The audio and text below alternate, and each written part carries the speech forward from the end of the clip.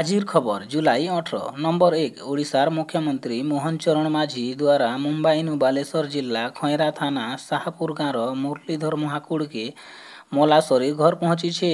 ଆଜି ସକାଳର 8ଟା ବେଳେ ମଲାସରୀ ମୁରଲୀଧରର ଅନ୍ତିମ ସଂସ୍କାର ବି ସରିছে। ନମ୍ବର 2 ତାଲପଦା ଗାଁର ଅରୁଣ ମହାନ୍ତି ଗତକାଲିନେ ମା ଆରତୀ ମହାନ୍ତିକି ଖାଇବାର ଲାଗି ମାଗିଥିଲେ।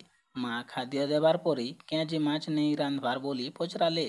ମାଛ କେନୁ ଆନବି ହାତେ ତ ଟଙ୍କା ନେଇ ବୋଲବାରୁ ମାକେ ଟଣ୍ଟି ଚିପି ଦେଲା ପୁଅ।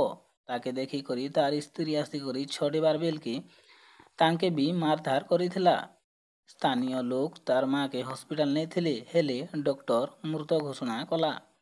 ନମ୍ବର 3 ଆସୁଛି ଆଉ ଗୋଟେ ଲଘୁଚାପ। ଗତ ସୋମବାର ଦକ୍ଷିଣ ଓଡ଼ିଶାର ଉପକୂଳର ବଙ୍ଗୋପସାଗରନେ ଉତ୍ତର ପଶ୍ଚିମ ଭାଗନେ ଲଘୁଚାପ ସୃଷ୍ଟି ହେଇଥିଲା ବେଲେ 19 ତାରିଖନେ ଆଉ ଏକ ଲଘୁଚାପ ସୃଷ୍ଟି ହେବା ପଶ୍ଚିମ କେନ୍ଦ୍ରୀୟ ଆଉ ତତ୍ସଂଲଗ୍ନ ଉତ୍ତର ପଶ୍ଚିମ ବଙ୍ଗୋପସାଗରନେ ସୃଷ୍ଟି ହେବା। ଇତାର ଲାଗି ଆସବାର 21 ତାରିଖ ତକ ରାଜ୍ୟନେ ବର୍ଷା ରହେବା। ଏଥିର ଲାଗି ଆସବାର 24 ଘଣ୍ଟାନେ କନ୍ଧମାଳ କୋରାପୁଟ ଗଞ୍ଜାମ ଗଜପତି ରାୟଗଡ଼ା ଆଉ କଳାହାଣ୍ଡି ୟେଲୋ ୱାର୍ଣ୍ଣିଂ ଜାରି କରିছে ପାଣିପାଗ। ନମ୍ବର 4 ସରକାରୀ ଜମିନେ ଘର ବନେଇଥିଲେ ଭଙ୍ଗାଯିବା ଜେସିବିନେ ମାଟି ନେ ମିଶବା ଘର ଜବରଦଖଲକେ ନେଇକରି ରାଜସ୍ୱ ମନ୍ତ୍ରୀ ସୁରେଶ ପୂଜାରୀ ପ୍ରତିକ୍ରିୟା ରଖିଛନ୍। ସେ କହିଛନ୍ 4 ଡିସମିଲ୍ ଜାଗାନେ କୁଡ଼ିଆ କରି ରହୁଥିଲେ ଗରିବ ଜବରଦଖଲକାରୀ ନେଇ ସେ ଆଗରୁ ଗରିବ ଘର ଭଙ୍ଗା ହେଇଥିଲା ଏବେ ବଡ଼ ଲୋକର ବି ଭଙ୍ଗା ହେବା ବଡ଼ ବଡ଼ ଲୋକର ମୁହଁକେ ଖୋଲା ହେବା ବୋଲି କହିଛନ୍। ନମ୍ବର 5 ଆମ ଓଡ଼ିଶା ନବୀନ ଓଡ଼ିଶା ଯୋଜନାନେ ପ୍ରତି ପଞ୍ଚାୟତକେ 50 ଲକ୍ଷ ଅନୁଦାନ କରାଯିବା ବୋଲି ପଞ୍ଚାୟତ ରାଜ ମନ୍ତ୍ରୀ ରବି ନାୟକ କହିଛନ୍। ସେ କହିଛନ୍ କାମ କିଏ କରେଇଥିଲା ତାର ଠିକଣା ପଞ୍ଚାୟତ ନାଇଁ ରହିବାର କଥା କିନ୍ତୁ ପଞ୍ଚାୟତ ରାଜ କିଏ କଲା ତାହା ନେଇ ଜାଣୁଥେଇ ସେଟା ରାମ ଭରସାନେ ଚାଲୁଥିଲା ବୋଲି କହିଛନ୍। ଯିଏ ଅନିୟମିତତା ହୋଇଛି ତାକେ ଲୋକଲୋଚନକେ ଅଣା ହେବା ବୋଲି ରବି ନାୟକ କହିଛନ୍। ନମ୍ବର 6 ବାହୁଡ଼ା ଯାତ୍ରା ସମିଆନେ ରଥ ଉପରେ ମୋବାଇଲ ବ୍ୟବହାରକେ ନେଇକରି ଶ୍ରୀମନ୍ଦିର ପ୍ରଶାସନ ଆଉ ଜଣେ ସେବକକେ ବିରୋଧରେ ସିଂହଦ୍ୱାର ଥାନାନେ ଅଭିଯୋଗ କରାହେଇଛେ।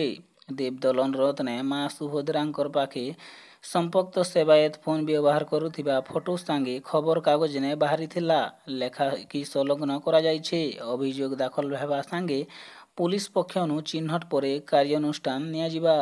ନମ୍ବର 7 ବିଧାନସଭାର ମୌସୁମୀ ଅଧିବେଶନ ପୂର୍ବନୁ ମୁଖ୍ୟମନ୍ତ୍ରୀ ବିରୋଧୀ ଦଳ ବିଜୁ ଜନତା ଦଳ ବିଭିନ୍ନ ପ୍ରସଙ୍ଗକେ ସରକାରକେ ଘେରାବାର ଉଦ୍ୟମ କରିଛନ୍। ଏଥିର ଲାଗି ବିରୋଧୀ ଦଳ ନେତା ନବୀନ ପଟ୍ଟନାୟକ ସରକାରର ବିଭିନ୍ନ ଉପରେ ନଜର ରଖିଛନ୍। ଏନେଇ 50 ଜଣ ବିଧାୟକ ଦାୟିତ୍ୱ ବାଣ୍ଟିଛନ୍।